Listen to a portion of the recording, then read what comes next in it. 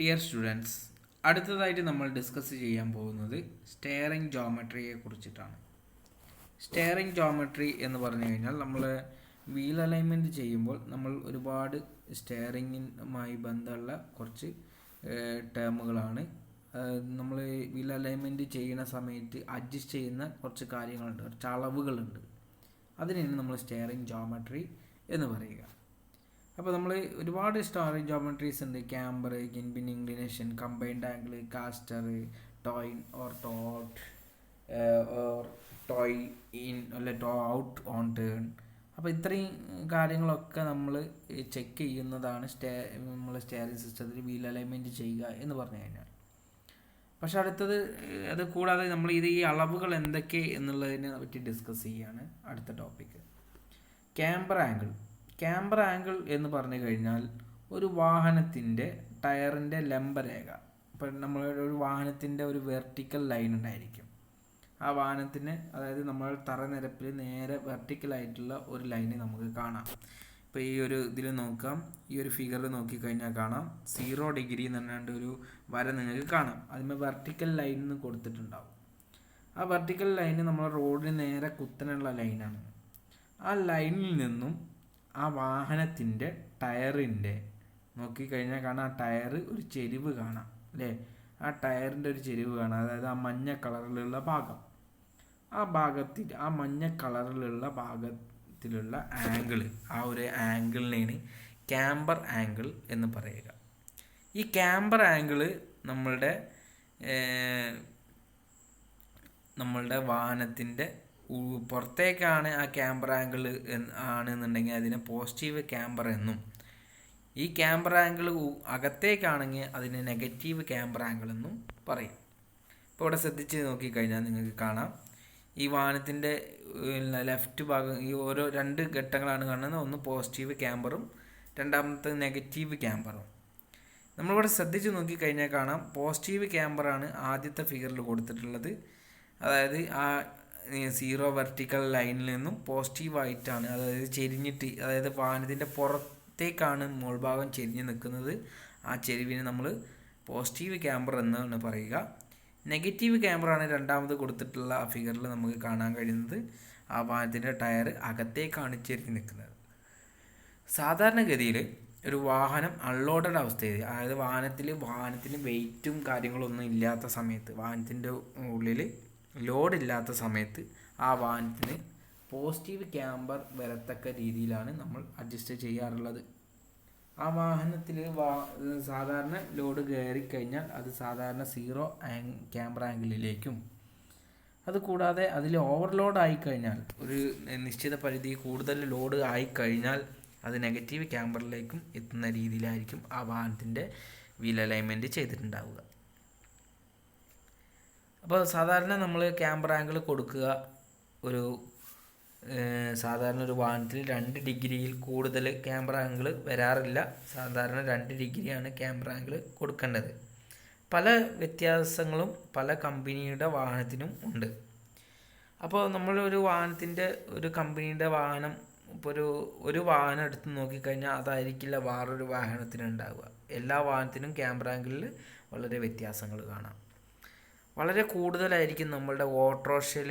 ഈ ആപ്പ എന്ന് പറഞ്ഞിട്ടുള്ള ഓട്ടോറിക്ഷ നമ്മൾ നോക്കിക്കഴിഞ്ഞാൽ, ഓട്ടോറിക്ഷ നോക്കിക്കഴിഞ്ഞാൽ അതിൽ നമുക്ക് കാണാൻ കഴിയും, ആപ്പ എന്ന ഓട്ടോറിക്ഷൻ്റെ ബാക്കിലുള്ള റിയറിലുള്ള വീല് മുകൾ ഭാഗം പുറത്തേക്ക് തള്ളി നിൽക്കുന്നതായിട്ട് കാണാം.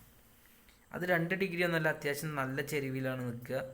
അത് എന്താണെന്ന് വെച്ച് കഴിഞ്ഞാൽ ലോഡ് കൂടുതൽ വഹിക്കാൻ വേണ്ടിയിട്ടാണ് അത് അങ്ങനെ ചെയ്തിട്ടുള്ളത്.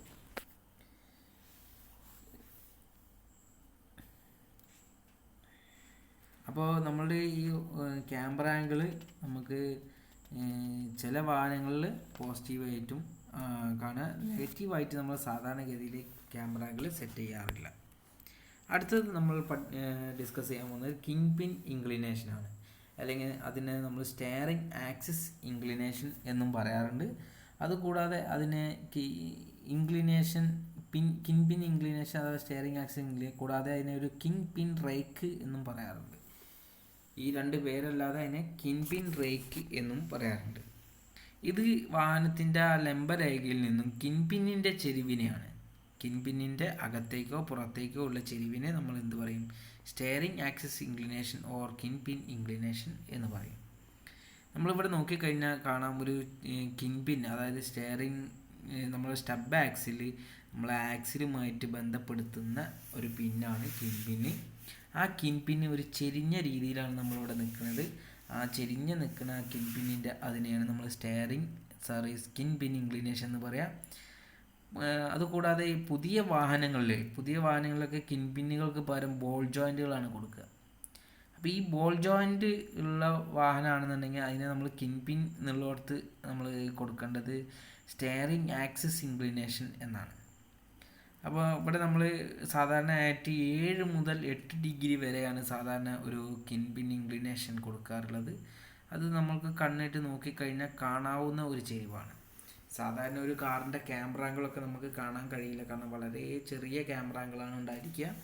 പക്ഷേ കിൻപിൻ ഇൻക്ലിനേഷൻ നമ്മൾ നോക്കിക്കഴിഞ്ഞാൽ അത്യാവശ്യം കാണാം. അത് 7 മുതൽ 8 ഡിഗ്രി വരെയാണ് നമ്മൾ സാധാരണ കിൻപിൻ ഇൻക്ലിനേഷൻ കൊടുക്കാറുള്ളത്. അടുത്ത് നോക്കുക, combined angle or included angle എന്ന് പറയും.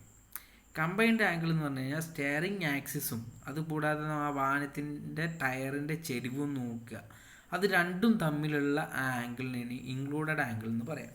ഇപ്പോൾ നമ്മൾ നോക്കിക്കഴിഞ്ഞാൽ കാണാം, ലംബരേഖയിൽ നിന്നും വാഹനത്തിൻ്റെ ചെരിവിനെ ക്യാംബർ എന്നും, ലംബരേഖയിൽ നിന്നും കിൻപിന്നിൻ്റെ ചെരിവിനെ സ്റ്റെയറിംഗ് ആക്സിസ് ഇൻക്ലിനേഷൻ അല്ലെങ്കിൽ കിൻപിൻ ഇൻക്ലിനേഷൻ എന്നും പറയും. ഇത് രണ്ടും കൂടി സം ചെയ്ത് കഴിഞ്ഞാൽ നമുക്ക് എന്ത് കിട്ടും? ഇൻക്ലൂഡഡ് ആംഗിൾ അല്ലെങ്കിൽ കമ്പൈൻഡ് ആംഗിൾ കിട്ടും. സാധാരണയായിട്ട് നമുക്കറിയാം 2 ഡിഗ്രിയാണ് മാക്സിമം ക്യാമറ ആംഗിൾ കൊടുക്കുക.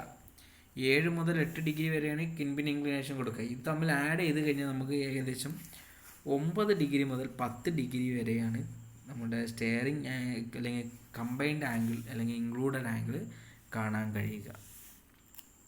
അതുകൂടാതെ നമുക്ക് അടുത്തതായിട്ട് പറയാനുള്ളതാണ് സ്കർബ് റേഡിയസിനെ കുറിച്ച്. സ്കർബ് റേഡിയസ് എന്ന് പറഞ്ഞു കഴിഞ്ഞാൽ വാഹനത്തിൻ്റെ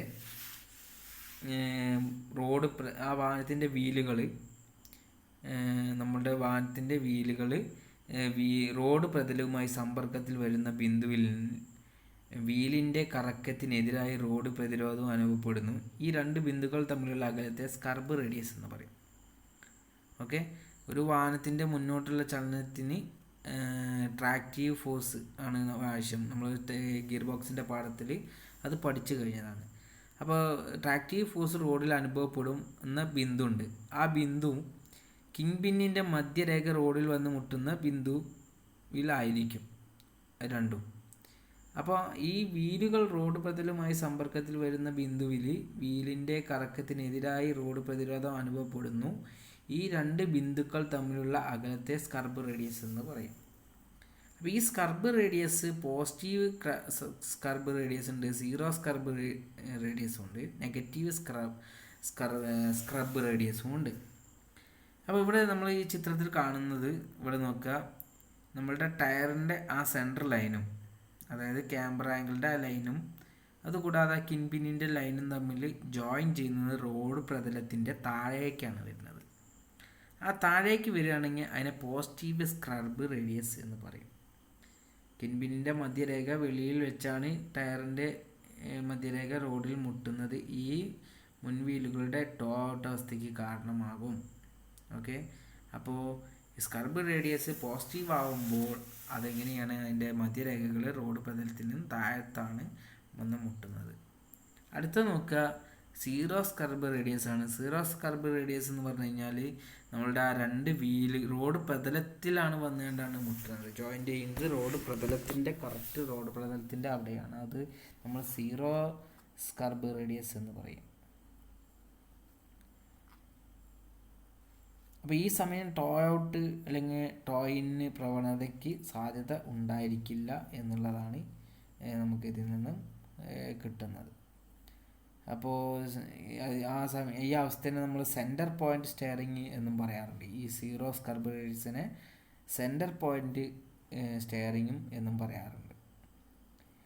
പിന്നുള്ളത് നമ്മൾ അടുത്തത് നെഗറ്റീവ് സ്ക്വയർ റേഡിയസ് ആണ്. അതിൽ നമ്മളുടെ ഈ കിൻപിന്നിൻ്റെ സെൻട്രൽ ലൈനും നമ്മുടെ വീലിൻ്റെ സെൻട്രൽ ലൈനും സംഗമിക്കുന്നത് റോഡിൻ്റെ മുകളിലായിട്ടാണ്, റോഡ് സർഫസിന് മുകളിലായിട്ടാണ്. അതിന് നെഗറ്റീവ് സ്ക്വയർ റേഡിയസ് എന്ന് പറയും. അടുത്തത് നമ്മൾ ഡിസ്കസ് ചെയ്യുന്നത് കാസ്റ്റർ ആംഗിളിനെ കുറിച്ചിട്ടാണ്. കാസ്റ്റർ ആംഗിൾ നമ്മൾ വാഹനത്തിൻ്റെ സൈഡിൽ നിന്ന് നോക്കുമ്പോൾ കാണാവുന്ന കിൻപിന്നിൻ്റെ ചെരിവിനെയാണ് നമ്മൾ വാഹനത്തിൻ്റെ ഫ്രണ്ടിൽ നിന്ന് നോക്കുമ്പോൾ ഉണ്ടാകുന്ന കിൻപിന്നിൻ്റെ ചെരിവിനെ കിൻപിൻ ഇൻക്ലിനേഷൻ എന്നും, നമ്മളൊരു വാഹനത്തിൻ്റെ സൈഡിൽ വന്നിട്ട് ആ വാഹനത്തിൻ്റെ ടയറിനെ നോക്കുമ്പോൾ അതിൽ കിൻപിന്ന് കാണാൻ കഴിയും. ആ കിൻപിന്നിൻ്റെ വാഹനത്തിൻ്റെ മുന്നിലോട്ടോ പിന്നിലോട്ടോ ഉള്ള ചെരിവിനെ നമ്മൾ പറയുന്നതാണ് കാസ്റ്റർ ആംഗിൾ. ആ വാഹനത്തിൻ്റെ കിൻപിന്നിന് പുറകിലോട്ടാണ് ചെരിവ്. ഇപ്പോൾ നിങ്ങളുടെ ഈ ആദ്യത്തെ ഫിഗറിൽ നോക്കിക്കഴിഞ്ഞാൽ നിങ്ങൾക്ക് കാണാം കാസ്റ്റർ ആംഗിൾ ആ കിൻപിന്ന് ചെരിഞ്ഞ് നിൽക്കുന്നത് വാഹനത്തിൻ്റെ പുറകോട്ടാണ്. അതിനെ നമ്മൾ പോസിറ്റീവ് കാസ്റ്റർ എന്നും, ഈ കിൻപിന്ന് നമ്മളുടെ വാഹനത്തിൻ്റെ ഫ്രണ്ടിലോട്ടാണ് ചെരിഞ്ഞ് നിൽക്കുന്നുണ്ടെങ്കിൽ അതിനെ നെഗറ്റീവ് കാസ്റ്റർ എന്നും പറയും. ഇനി ഇവിടെ ശ്രദ്ധിക്കേണ്ട കാര്യം, ഇവിടെ ഈ നെഗറ്റീവ് കാസ്റ്ററും പോസിറ്റീവ് കാസ്റ്ററും കൊടുക്കുന്നുണ്ട്. നമ്മൾ സാധാരണഗതിയിൽ 3 ഡിഗ്രി ആണ് കാസ്റ്റർ ആംഗിൾ കൊടുക്കാറുള്ളത്. 3 ഡിഗ്രി എന്ന് പറഞ്ഞു കഴിഞ്ഞാൽ ഒരു മാക്സിമം വാല്യൂ ആണ്. അതിൻ്റെ ഉള്ളിലാണ് ഈ ഒരു വാല്യൂ സാധാരണഗതിയിൽ വരാറുള്ളത്. ഇനി ഈ കാസ്റ്റർ കൊണ്ടുള്ള ഗുണവും അതുകൂടാതെ കിൻപിൻ ഇൻക്ലിനേഷനും കൊണ്ടുള്ള ഗുണം, ഈ 2 സംഭവം കിൻപിന്നിൻ്റെ ചെരിവാണ്. ഇത് കാരണമാണ് ഒരു വാഹനം നമ്മൾ വളവ് തിരിക്കുന്ന സമയത്ത് സ്റ്റെയറിംഗ് വീല് തിരിച്ചതിന് ശേഷം നമ്മൾ സ്റ്റെയറിംഗ് വീല് റിലീസ് ചെയ്യാൻ വേണ്ടി നമ്മൾ സ്റ്റെയറിംഗ് വീല് തിരിക്കേണ്ട ആവശ്യമില്ല. കാരണം അത് നേർരേഖയിലേക്ക് ഓട്ടോമാറ്റിക്കായിട്ട് ആ വീല് വരുന്നതാണ്. അപ്പോൾ വാഹനം ഒരു വളവ് തിരിച്ചതിന് ശേഷം നമ്മൾ ആ വാഹനത്തിൻ്റെ വീല് നേർരേഖയിലേക്ക് എത്താൻ വേണ്ടിയിട്ട് നമ്മളെ സഹായിക്കുന്നത് ഈ കാസ്റ്ററിൻ്റെയും കിൻപിൻ ഇൻക്ലിനേഷൻ്റെയും കമ്പൈൻഡ് ആയിട്ടുള്ള എഫക്റ്റാണ്. അടുത്തത് നമ്മൾ ടോ ഇന്നും ടോ ഔട്ടിനെയും കുറിച്ചിട്ടാണ് പറയാൻ പോകുന്നത്. നമ്മളൊരു വാഹനത്തിൻ്റെ മുകളിൽ നിന്ന് നോക്കുമ്പോൾ ആ വാഹനത്തിൻ്റെ ഫ്രണ്ട് വീലിൻ്റെ മുന്നിലെ അഗ്രങ്ങൾ തമ്മിൽ അടുത്തിട്ടും പുറകിലെ അഗ്രങ്ങൾ തമ്മിൽ അകന്നിട്ടാണ് നിൽക്കുന്നുണ്ടെങ്കിൽ അതിനെ ടോ ഇന്നെന്നും, മുന്നിലെ അഗ്രങ്ങൾ അകന്നിട്ടും പുറകിലെ അഗ്രങ്ങൾ അടുത്തിട്ടുമാണ് നിൽക്കുന്നുണ്ടെങ്കിൽ അതിന് ടോ ഔട്ട് എന്നും പറയും. നിങ്ങൾ ചിത്രത്തിൽ കാണുന്നത് പോലെ സാധാരണഗതിയിൽ ഒരു വാഹനം നിർത്തിയിട്ട അവസ്ഥയിൽ ടോ ഇൻ എന്ന അവസ്ഥയിലായിരിക്കും ഉണ്ടായിരിക്കുക. ആ വാഹനം നല്ല സ്പീഡിൽ പോണ അവസ്ഥയിൽ ടോ ഔട്ട് എന്ന അവസ്ഥയിലേക്കും മാറുന്നതാണ്. നമ്മൾ സാധാരണയായിട്ട് 3 mm കൂടുതൽ അതിൻ്റെ ആ ഒരു ഡിഫറൻസ് വരരുത്. ടോ ഇന്നും ടോ ഔട്ടും തമ്മിലുള്ള വ്യത്യാസം, അതായത് മുൻ അഗ്രങ്ങളും പിന്നഗ്രങ്ങളും തമ്മിലുള്ള ഒരു വ്യത്യാസം ഉണ്ടായിരിക്കും. ആ വ്യത്യാസം 3 mm കൂടുതൽ ഉണ്ടാകാൻ പാടില്ല. ഓക്കെ, അപ്പോൾ സാധാരണഗതിയിൽ ടോ ഔട്ട് വരാറില്ല. പക്ഷേ ടോ ഇന്നാണ് സാധാരണയായിട്ട് നമ്മൾ സെറ്റ് ചെയ്യാറുള്ളത്. ടോ ഔട്ട് അതിൻ്റെ ആ കറക്കത്തിൽ അതിൻ്റെ വാഹനത്തിൻ്റെ സ്പീഡിൽ വ്യത്യാസം വരും. നമ്മളുടെ വാഹനം ഒരു വളവ് തിരിക്കുന്ന സമയത്ത് ടോ ഔട്ട് വരാറുണ്ട്. ഇതാണ് ടോ ഔട്ട് ഓൺ ടേൺ, അതായത് തിരിവിലെ ടോ ഔട്ട് എന്ന് പറയും. ഒരു വാഹനം വളവ് തിരിക്കുന്ന സമയത്ത്, ഒരു വാഹനം വളവ് തിരിക്കുകയാണ്, ആ സമയത്ത് നോക്കിക്കഴിഞ്ഞാൽ നമുക്ക് കാണാം ആ ഉള്ളിലെ വീല്, അതായത് ആ തിരിവിലുള്ള ഉള്ളിലെ വീല് കൂടുതൽ ഡിഗ്രിയിൽ തിരിയുന്നത് ആയിട്ട് നിങ്ങൾക്ക് കാണാൻ കഴിയും. അങ്ങനെ കൂടുതൽ ഡിഗ്രി കാണാൻ അവിടെ 20 ഡിഗ്രി എന്ന് മാർക്ക് ചെയ്തിട്ടുണ്ട്. അതുകൂടാതെ പുറത്തെ വീല് തിരിയുന്നത് 18 ഡിഗ്രി എന്ന അളവിലും ആണ്. അങ്ങനെയുള്ള അവസരത്തിൽ നമ്മളുടെ ആ 2 ടയറിൻ്റെയും മുന്നഗ്രങ്ങളും തമ്മിലുള്ള അകലം ഫ്രണ്ട് ടയറിൻ്റെ പുറകിലെ അഗ്രങ്ങൾ തമ്മിലുള്ള അകലത്തേക്കാൾ കൂടുതലായിരിക്കും. അതുകൊണ്ട് ടോ ഔട്ട് ഓൺ ടേൺ, തിരിവിലെ ടോ ഔട്ട് എന്ന് പറയും ഈ ഒരു സംഭവത്തെ. നോക്കുക, toe out on turn, the inside wheel must turn 20 degrees and the outside wheel turns 18 degree. അപ്പോൾ അതുകൊണ്ടാണ് ഈ ഉള്ളിലുള്ള വീല് കൂടുതലായിട്ട് തിരിയും. അതുകൊണ്ട് നമ്മളുടെ ആ ടയറിൻ്റെ മുൻ അഗ്രങ്ങൾ തമ്മിലുള്ള അകലം പുറകിലെ അഗ്രങ്ങൾ തമ്മിലുള്ള അകലത്തേക്കാൾ കുറച്ച് കൂടുതലായിരിക്കും. അതുകൊണ്ട് തിരിവിലെ ടോ ഔട്ട് എന്ന് ഈ പ്രതിഭാസത്തെ പറയും. അപ്പോൾ ഇത്രയും കാര്യങ്ങളാണ് സ്റ്റെയറിംഗ് ജോമെട്രിയിൽ പറയാനുള്ളത്.